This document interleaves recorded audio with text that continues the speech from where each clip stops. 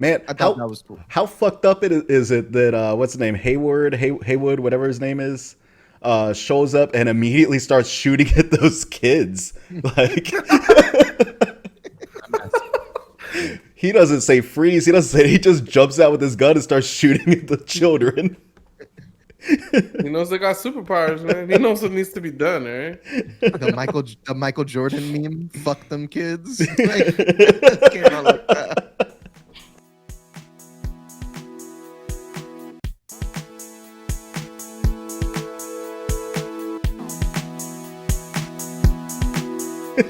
But I do want to talk about Wanda in this final episode. Okay. Let me Did tell everybody you, watch it? I watched it. I heard Bucho had some thoughts about this episode. Let's start with Tony, because Tony sounded like he was gonna go somewhere before I cut him off. Yeah. I do like, and spoiler alert if no one's watched it yet, I do like the fighting scene between White Vision, Red Vision fighting, and Deacon, the two witches. I still don't think she's a witch. I know the other bitch is a witch, but I don't think she's a witch. I don't know. I don't know why they keep saying that throughout the show, but that shit was badass. Who's not a witch? Wanda? Fucking Wanda. She's not a Wanda's witch. not a witch? Her superhero name is literally the Scarlet Witch, though. Yeah, but that other bitch is a witch. I forget her name. Agatha. Agatha. Yeah, she's definitely. I could see she got a book spell and she's a witch. Mm-hmm. But Wanda doesn't really she doesn't do spells. Did you see the after credit scene? One of the two? I did not. Whoa, yeah. There's one where she's like off in the woods, like in a retreat, like after she fled town, and she's doing the Doctor Strange thing where she's astral projecting and like reading the book and like learning spells and learning about her actual magic while she's like making herself a cup of tea and like chilling and enjoying the mountains. I'm gonna have to go back and watch the credits. I never watched any of the credits. I didn't see it. Yeah, there for that last episode. There's two. There's two after credit scenes. What's the second after credit scene?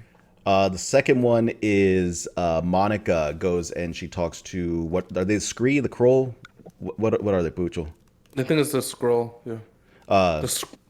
Didn't see that one. Yeah, Yeah, she talks to the. Go ahead. Yeah, she goes and talks to him, and they're like, "Yeah, we heard you were grounded.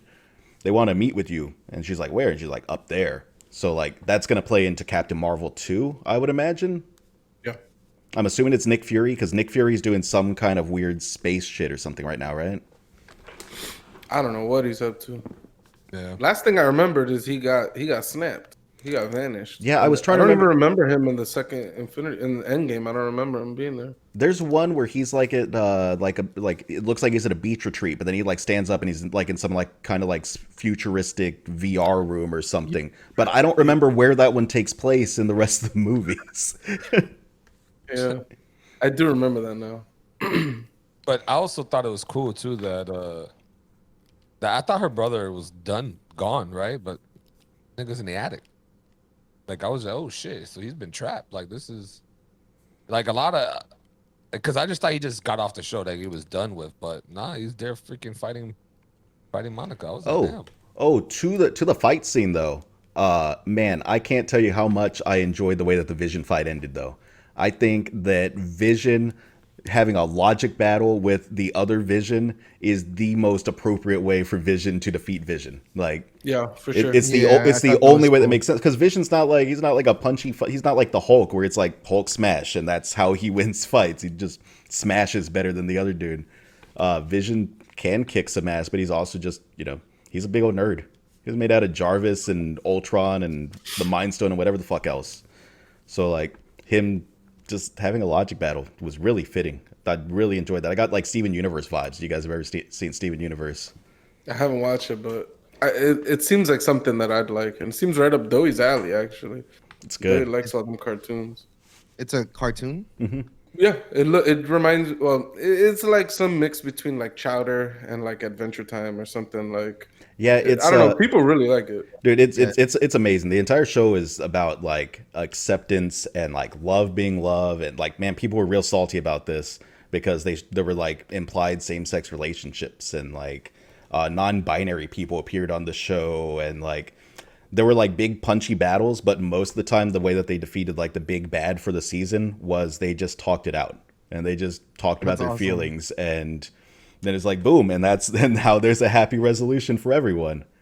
And yeah, that Vision fight gave me big Steven Universe vibes as far as like the way they approach that. It's fire. What about you, Pooch? I hated the last episode so much. I hated it so much. Why did you hate it?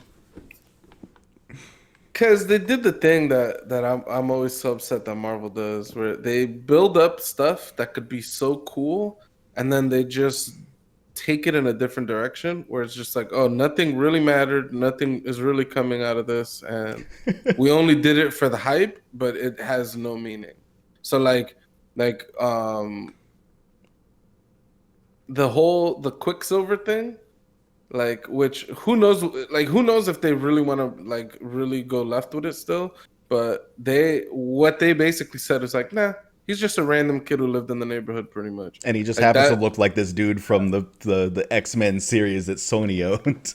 exactly 100%, and that was it. Like, so it was just in there as an Easter egg and nothing more. All the like potentials for like making mutants and stuff like that, where I was like, oh, hopefully they're gonna try to do like a House of M or an X-Men kind of crossover or something like that. It's just like, nah. Pretty much Monica seems to be the only person, unless again they're gonna shoehorn that this occurred, which they could, of course. Yep. But it didn't happen in the show. Basically, Monica became a mutant of some sort, and that's about it. So that didn't happen.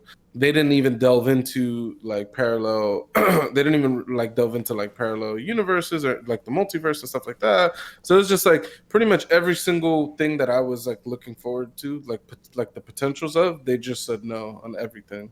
Well, they've got to like balance the like the mass appeal, right? Like, yeah. because it's entirely possible there's people that are just watching Wanda as a one-off, right? I don't think there's a lot of them, but there's probably some people that are just watching Wanda and they're like, oh, WandaVision, I'll watch that. I never watched any of the Marvel movies, but I'll watch that. And, That was me. And they got to keep it self-contained. Like, it's got to be like a little bubble of a story. And it's also, you know, it'll fit into the bigger plan, but it's a little self-contained story. Yeah, no. I could totally understand why they made the decision that they made, because making decisions for normies are the best things you could do, because it'll have the biggest appeal. Like, right, is that you appeal to the majority of your fan base if they're, you know, you want to make your stuff as accessible as possible and all that type of stuff, then you're gonna go for a less comic book like story. Yeah. And like we said, like once we started talking about episode 1, episode 2, and I started saying all this shit, you basically said it. You're like, yeah, those ideas might be too much in like a comic book world. You know what I mean? And I'm like, yeah, I do that, and then I get disappointed. It's exactly what happened. So I remember just sitting there watching the episode, and I was just like, man, like, I can't believe they're throwing everything away. Like, Lacey was salty too, right? she disliked it for different reasons. She just thought, I don't know, yeah. Maybe one of these days she'll hop on here and talk about it, but I think she just mainly just found it like a little boring, and the fact that like, oh, nothing really mattered. So Lacey on here, she would tickle them. yeah, it would be. You can't give her that level of power. It would just become the Lacey cast. Like she'd whip out some new logos for us that are just Lacey, because she's like, yeah, that One Up podcast, that was a good run, but Yeah, she'll one up. What about you, though? How'd you feel about the last episode? I half liked it and half hated it. I liked certain parts of it that I thought were cool. Like the struggle, like when Agatha like released everybody's mind and everybody started looking at her. I thought that scene was pretty cool. And then she like tried to regain their mind, started choking everybody out, and I was like, yo, that was beast, and that was like really cool. The Vision fight was okay. I would just thought it was kind of weird how Vision was like, I am Vision, and then dipped out. This was out. I am Vision. Just like dipped out. I thought it was something. I thought that was super fucking beast. Yo, she put her kids to bed the same way the mother put the kids to bed in the Titanic. She's like, yo, you're gonna die in a few minutes. Let's go to sleep, little kids.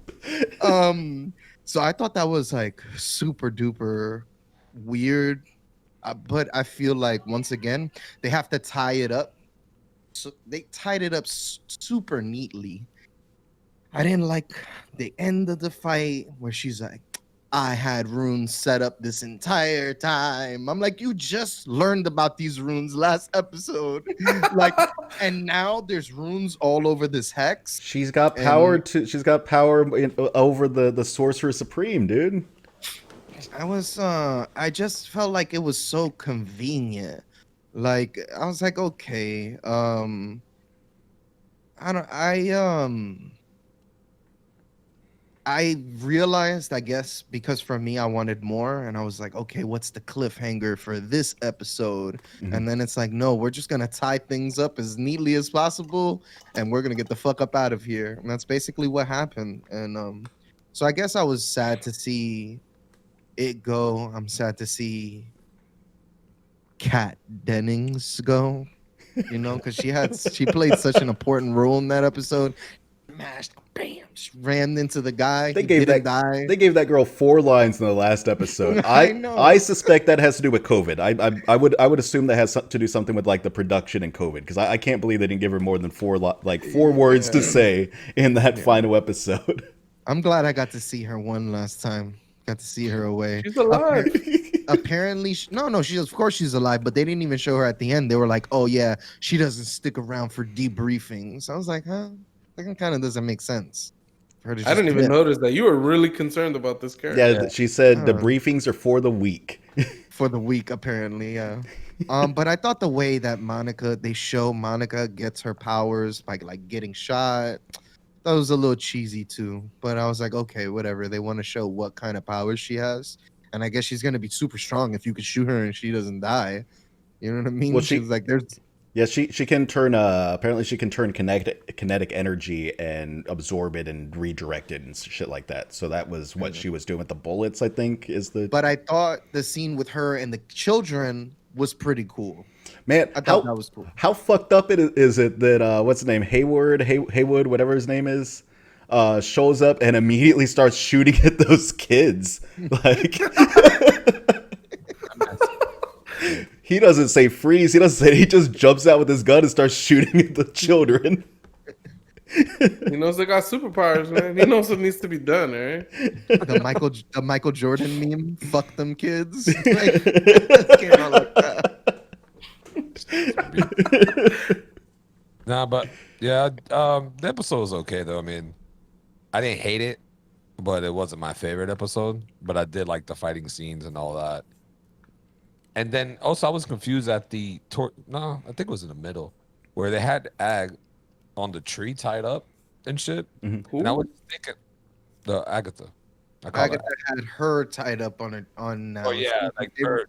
they switched places. Yeah, it was fucking weird. I was just like, yo, I thought that was weird too. I was like, huh?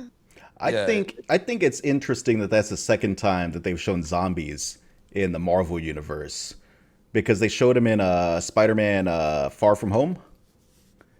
He has like the hallucination that the Mysterio's causing, and there's zombies in that one too. Because I would love for them to actually do the Marvel zombies like comic series as some kind of like a what if or like an alternate universe kind of thing, because that Marvel zombies is crazy stuff. I've never read it. Have you should check them out. They're interesting. yeah, I don't know. I think that'd be too much of a deep hole to go into. Like, Well, I saw that one of the things that's coming out is a series that they're calling What If. Yeah, exactly. That's what I'm most hyped about, because that's my favorite type of comic book, is just what if stories. Yeah, they announced, I think it was like 6 or 7, like they're gonna just be releasing these one-off like little movies that are just gonna be like, yo, what if this was the case? What if Spider-Man was evil? Like, boom, like as an example, right? Shit like that. That sounds fire. That's very cool. And if I recall correctly, or maybe I'm mixing this up with the Star Wars announcements, but I remember them saying something about like some would be like live action, some would be animated, so it was just gonna be like all over the place. I think you're right. I think I remember that. So I liked the episode, but I liked it for some specific reasons. So what I've been wanting Marvel to do for the longest time is they've built this big, huge superhero world, right? And I've been wanting them to tell some stories that aren't just superhero stories in that environment. Because I think, man, I was so hyped for that X-Men movie that was coming out, the New Mutants, because it looked like it was going to be a straight up like horror movie. That also had some people with superpowers, but mostly like just a straight up like scary movie. And I thought that's cool. Like that's the kind of shit that I want to see. I want to see like a space movie and like like that's the reason I love the first Captain America movie, because it was like a wartime thriller movie that also happened to have a superpowered dude in it, but it was mostly like a war movie, and I thought that was cool as hell. And this one's like a love story. This one is it's an exploration of love and grief, and it just happens to be set in a superhero world. And sure, she's got some superpowers, and that's what has led to the entire situation.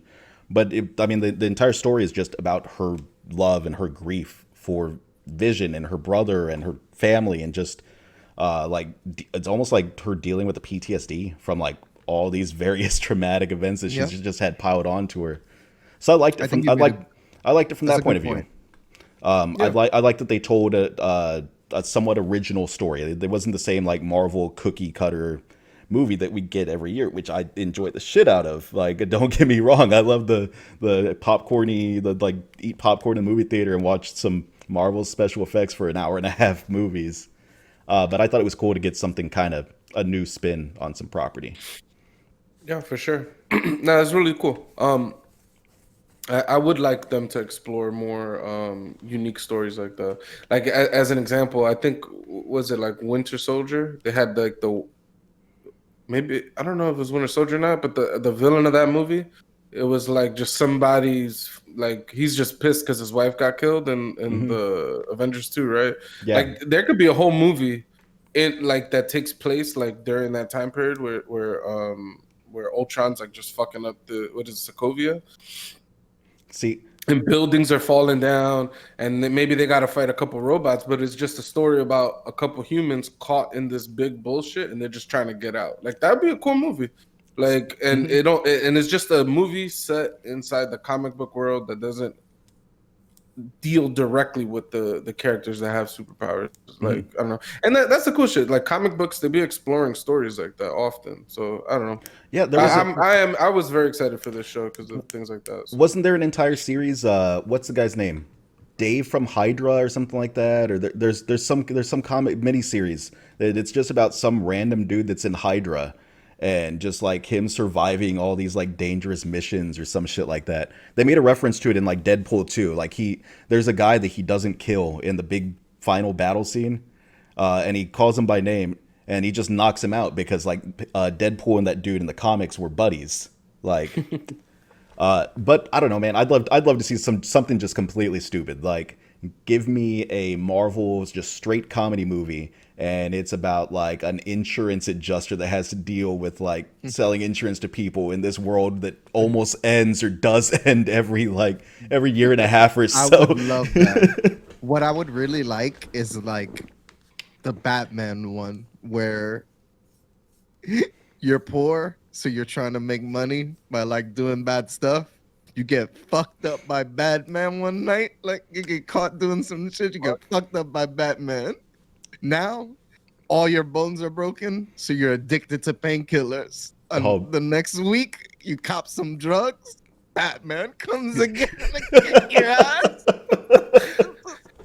Some innocent poor man who just keeps getting his ass kicked by fucking Batman. How do you go out and buy illegal drugs with all of your bones being broken a week ago? I'm just saying, like, got the medicine. You get fucked up. It's a horrible town, but fucking healthcare's on point. Man, better than America. You know, I rewatched some of the Batman movies recently, like the Christopher Nolan ones, and those movies are still very confusing to me because in the very first movie, Gotham is a shithole. Gotham looks terrible, and then in the third movie, it's just like this sprawling like metropolis. It's like it just looks like a normal fucking city, but that place looked like a shithole. They were like every street had trash can fires, and the train looked like it had been like gone through hell. Like it looked like the spaceship in Event Horizon after they went through the hell portal. It just looked like shit, and then Yeah, there's I don't know. I got some continuity issues with that. In Batman Begins, Gotham looked like Gotham, Hmm. and then in Dark Knight and Dark Knight Rises, the shit looks like Metropolis. Yep. Like it's all bright. It looks like a beautiful city. I don't know. It is a little bizarre. You ain't wrong. The shit looked like New York City in the fucking 70s and 80s. Like graffiti everywhere, trash cans, all types of fucked up shit. Yeah, it looked like that movie Escape from New York. Like that's what the first fucking It was Batman all movie. hazy and foggy. You look like you could get mugged on every single corner of this shit. I don't think there's a single scene in that first movie that takes place during the daytime. Gotham City is just perpetually in darkness. Yeah. That's how it was back in the day in like the old school comics. It was the idea was like Gotham City and Metropolis were the same city, and it was just like Gotham is just Metropolis by night, and Metropolis is just Gotham by day. And so Batman is the dude who takes care of the city at night, and Superman takes care of it in the day. And it was, that was like one of the original the ways that I don't even remember who wrote those stories. I don't either, but I remember that being something. There being something about that. I don't remember any of that.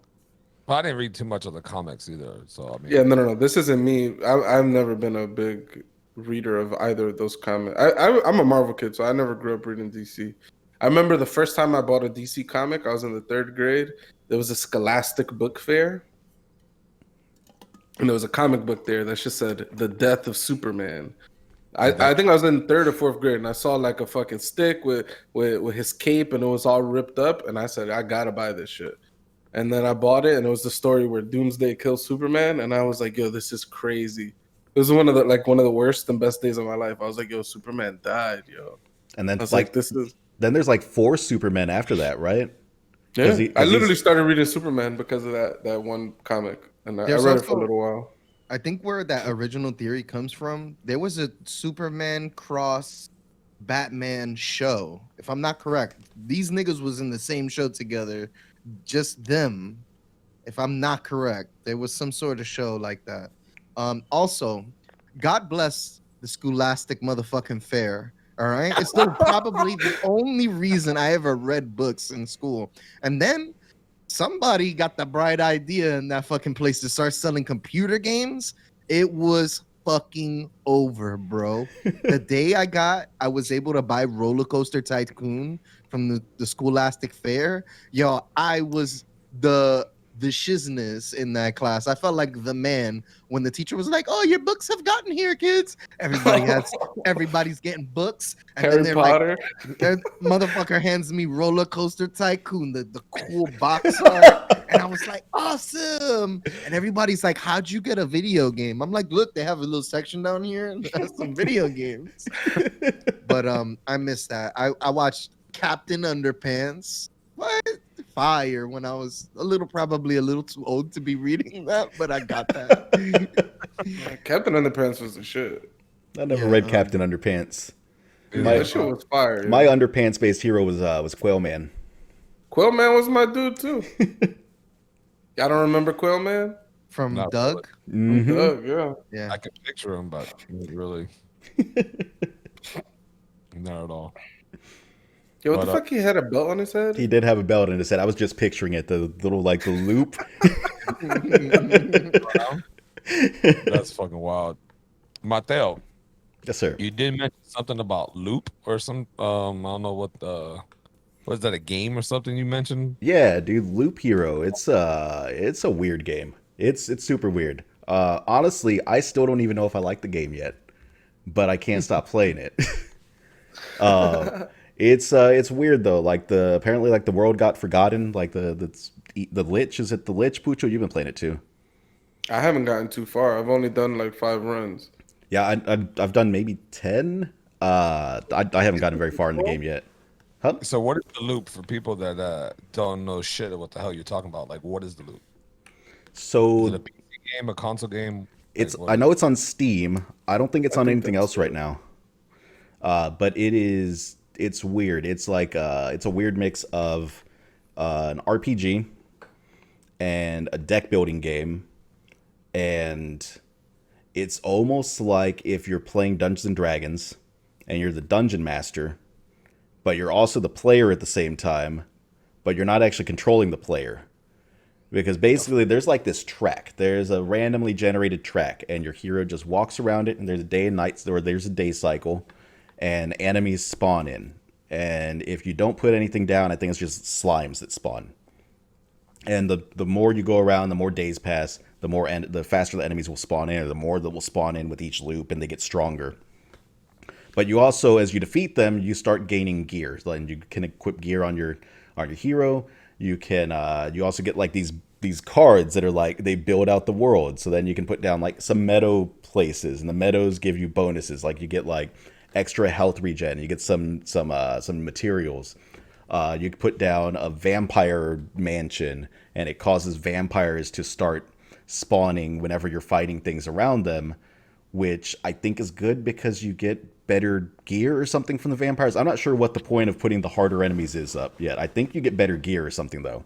Yeah, I'm in the same boat as you. I was just thinking about it. I'm like, yo, what if I just don't put nothing down and just let them loop? I know you won't get that many resources, but I just wonder what'll happen. Mm-hmm. My theory right now is that putting the vampires in starts dropping the vampirism like gear. That's like, probably accurate. But I don't know. And then basically your character can land attacks, and he has lifesteal, so it heals him. So it just makes him a little bit more survivable. So, but yeah.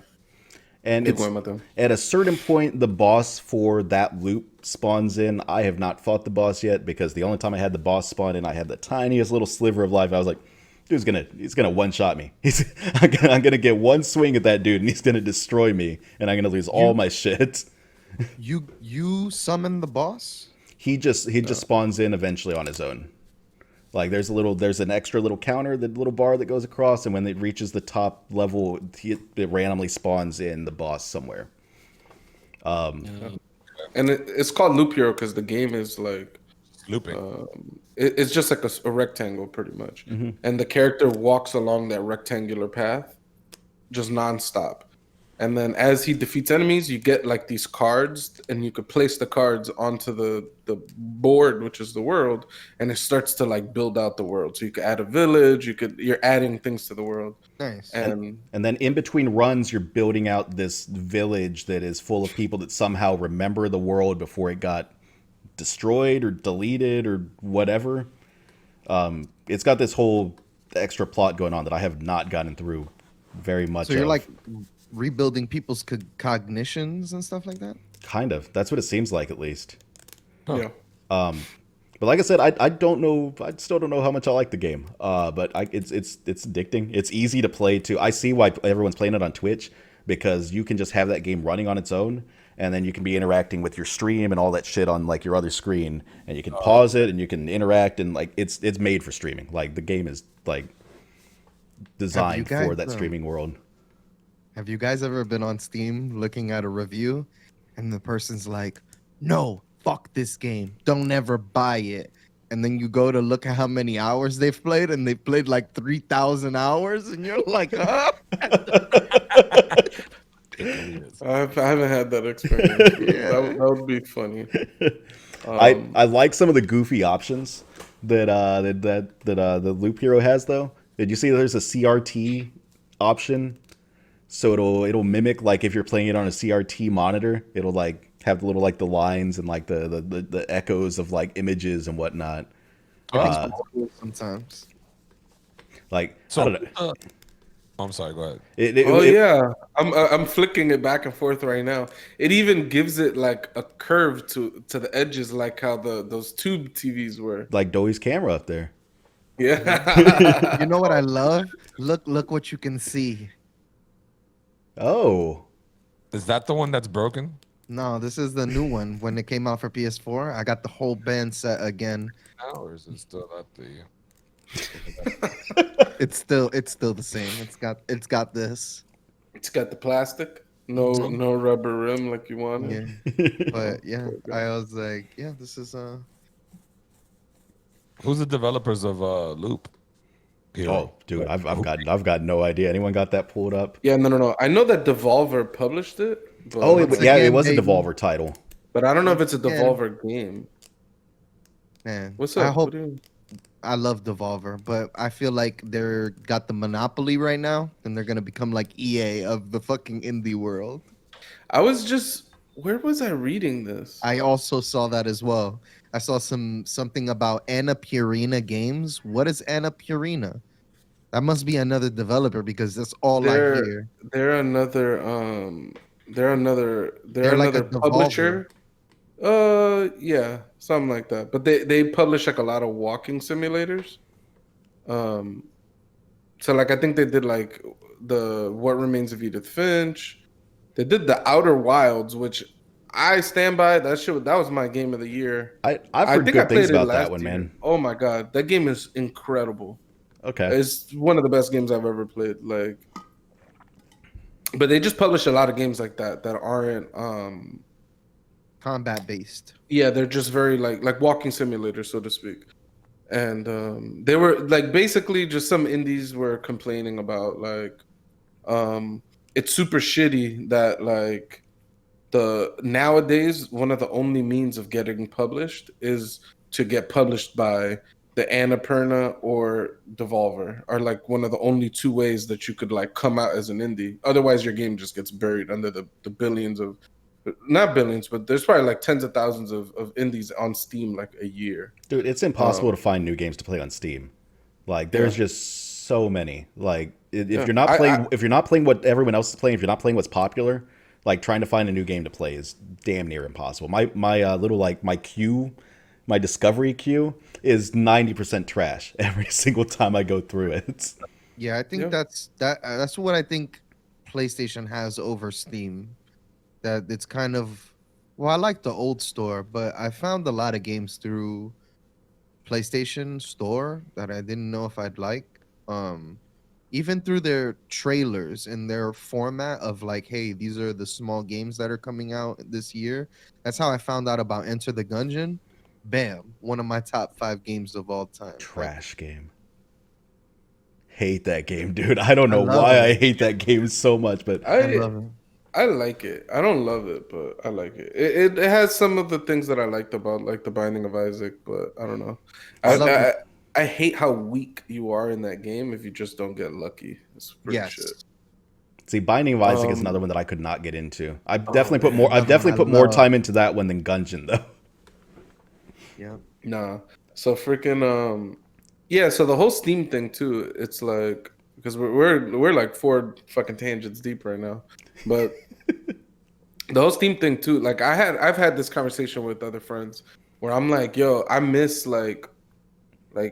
there's basically 2 schools of thoughts, right? Like back in the day on the Nintendo, like Nintendo only allowed like a publisher to release like I think 3 games a year. Really? So like yeah, so like you had a license with Nintendo and you could only release a max of 3 games a year. So Huh. it would force a developer to like if we could only release 3 games, it got to be 3 bangers. Like we need to make money off this shit, right? We can't just be pumping shit out. So what you have on the Nintendo is basically every single game that got released on that console is a game that the publishers truly believe in and they're putting their all into it. So I find that it like granted we're talking about the Nintendo, so like nowadays those games are much more difficult to play and things like that. But back in those days, that was like the type of game that existed. Pretty much any Nintendo game you bought, they were all pretty good. In the Super Nintendo, they just let people release as many as they wanted, so you get a lot more like any game could be shit. And I feel like Steam is now even off the deep end with this, which is basically they don't have any there's really like no quality to what's going on the platform anymore. Like before, it used to be tough to get published on Steam. You needed a publisher, like that was like a rule. But now it's just like you make a game, you can launch it, which is awesome because a bunch of people have made like a bunch of money off that type of shit. So Yeah. more power to them. But at the same time, it's like you go and look, and there's like 1,000 new games a day, and it's like it becomes so hard to find anything. It's like a tsunami of garbage games. Yep. Yeah, you get more trash than quality when you just have a bunch of people just putting shit out. Yeah, they opened the floodgates. So then what people are complaining about with this Annapurna and this Devolver stuff is that basically now that there's a tsunami of games coming out, there's no way that anyone's ever going to find your game. So the only way to get your game found is to be published by one of these indie publishers, which right now the two big indie publishers are Annapurna and Devolver. And they both happen to publish a lot of the exact same types of games. Like if you look at their games, Annapurna does a bunch of walking simulators. Devolver does a bunch of like very graphic, like or like gritty or edgy content. So like they publish like Hotline Miami, right? Like so that like Tony's playing Hotline Miami right now. Jesus is too. I just started playing it again, Hotline Miami 2. Really? Yeah, that shit's fire. That top down shit. Like I'm not a real big fan of certain games like that, but I don't know, something about me walking around and just it's almost like a Grand Theft Auto feel how it used to be back then in the days, the older version, I guess. Like I'm just going around, I'm just blasting. But if you die once, you got to restart. So it's like a puzzle. You got to time things out correctly. It's pretty cool. I like it. That game makes you feel like the game makes you feel so cool whenever you like pull off like just the perfect run on a level. Like smash that dude with the door properly. I shot that man with the gun, threw the gun at him, grabbed the knot. Like makes you feel so cool whenever you pull that shit off perfectly. Matrix shit. It's just bam, bam, bam. Like John Wick, right? John Wick. Hey, I should be good at destroying things. Hey, you said it, not us, dude.